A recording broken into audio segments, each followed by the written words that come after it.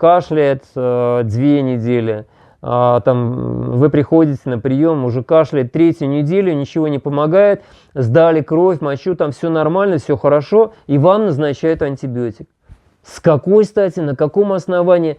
Не лечат кашель антибиотиками, понимаете? Если у ребенка кашель, то надо разбираться, откуда он взялся. Там 300 причин может быть.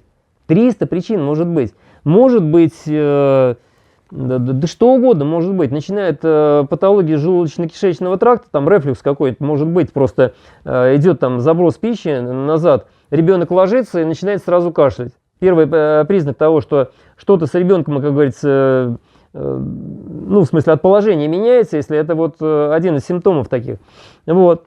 Или, как вариант, допустим, длительный кашель. Коклюш, может, сейчас его тоже полно, но его всегда полно было. Поэтому, да, ребенок кашляет, но при коклюше никаких антибиотиков не нужно.